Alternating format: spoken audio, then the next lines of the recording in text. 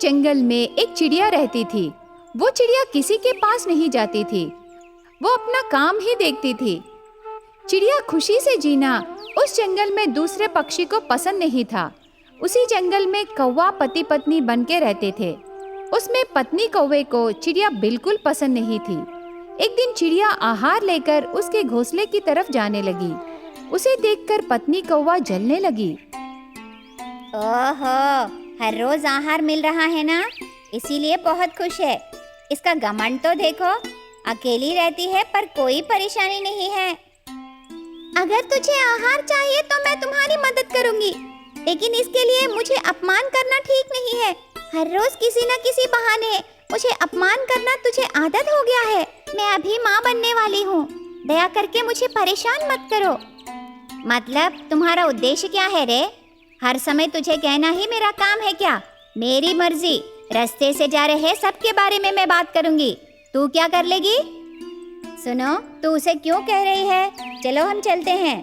कहती है वो माँ बनने वाली है ना। आप चुप रहिए, वो ऐसे ही बकेगी। हम कुछ नहीं कर सकते करके सोच रही है। मैं जा रही हूँ, बातें करना बेकार है। ऐसे कह के चिड़िया वहाँ से चली जाती है। चिड़िया को देखकर पत्नी कौवा अंदर ही अंदर गुस्से से जलने लगी। उस दिन रात को कौवे की पत्नी को नींद नहीं आती। क्या हुआ रे? बिना सोए इधर उधर घूम रही हो? पागल हो गई क्या? हाँ, मैं पागल हो गई। हमारी शादी होके इतने साल हो गए हैं, अभी तक एक बच्चा भी नहीं हुआ, पर उसके तो बच्चे होने लगे। उसको और उसके बच्चों को देखने से मेरा दिल रुक जाएगा। छी छी, ये कैसी जिंदगी है? भगवान किसको कितना देना है वो जरूर देगा, तू चिंता होने से कैसे? मतलब आप क्या कहना चाहते हो? क्या हम भी उसके जैसे खुशी से नहीं रह सकते? नहीं रे, क्योंकि पेट में कचरा, गुस्सा और घमंड बढ़ाकर जीने से नींद भी नहीं आएगी। खुश नहीं रह सकते। आप सो जाइए, मुझे ऐसे ही छोड़ दीजिए। आपको बहुत बड़ा नमस्कार।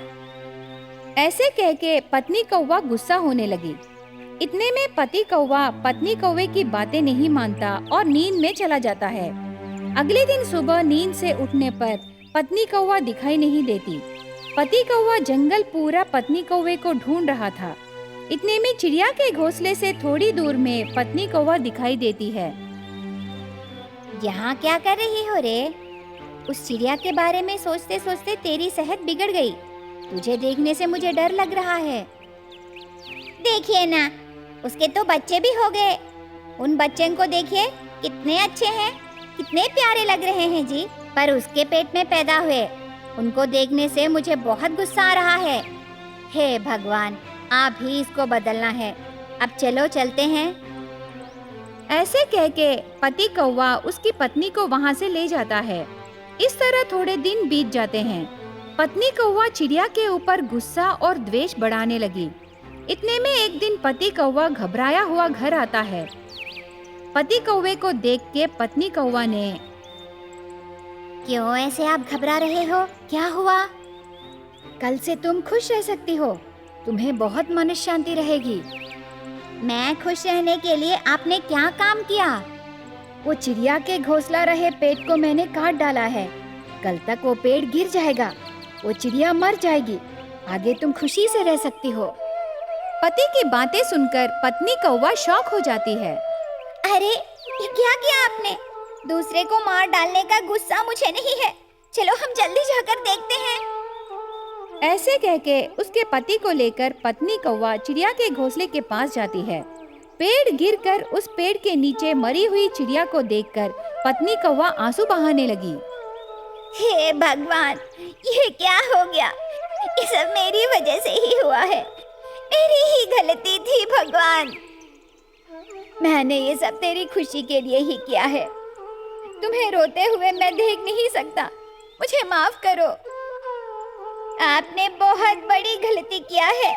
आप मेरे वजह से ही ये काम किए हो। अब हम इस गलती को कैसे सुधारेंगे? ऐसे कह के पत्नी कौवा बहुत सोचने लगी। तुरंत उसके मन में एक विचार आता है। चिड़िया मर गई, आज से उसके बच्चे हमारे बच्चे हैं, हम उन्हें पालेंगे। यही है हमारी गलती की सजा। चिड़िया की आत्मा को शांति मिले। ऐसे कह के चिड़िया के बच्चों को लेकर पति पत्नी कौवे उनके घोंसले को जाते हैं। उसके बाद चिड़िया के बच्चों को प्यार से देखभाल करते हैं। एक गांव में चिड़िया नाम की एक किसान रहता था। चिड़िया को गुलाब का बगीचा था। हर समय गुलाब के बगीचे में ही रहकर जीने लगा।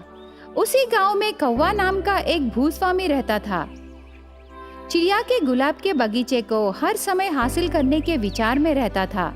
एक दिन कौवे ने, अरे, तेरे बगीचे में तो गुलाब के फूल बहुत सुंदर हैं। उनको देखने से ऐसे लगता है जैसे हम स्वर्ग में हैं।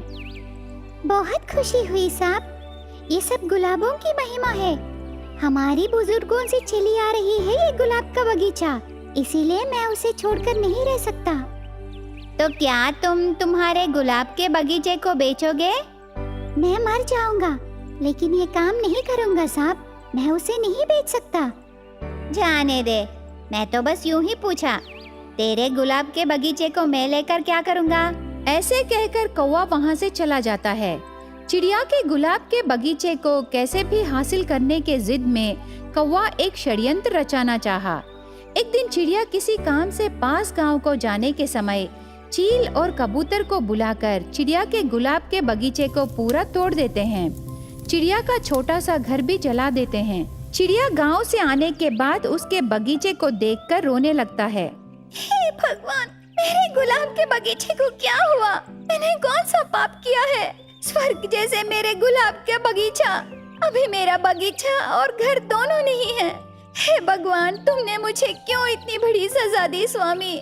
ऐसे चिड़िया जोर जोर से रोकर भगवान को प्रार्थना करने लगा।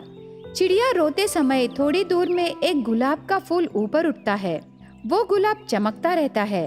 रोशनी की तरह चमक रही वो गुलाब का फूल एक बहुत बड़ा घर में बदल जाता है। देखते ही देखते चिड़िया के सामने एक बहुत बड़ा गुलाब का घर बन जाता है। चिड़िया आश्चर्य हो जाता है।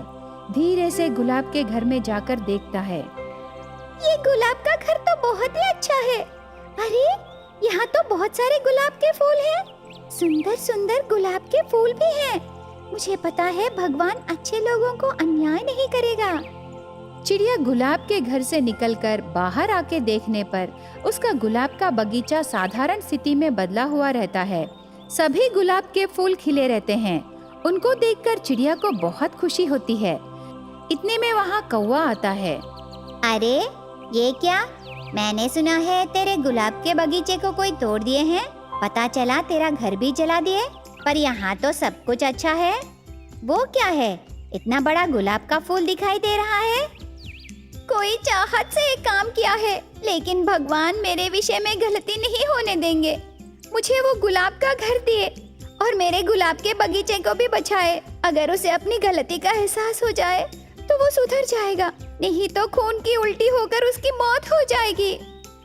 चिड़िया की बातें सुनकर कौवा वहाँ से डर के चला जाता है। उसके बाद चिड़िया खुशी से उस गुलाब के घर में जीने लगा। उस दिन शाम को कौवा खून की उल्टी करके चिड़िया के पास आता है।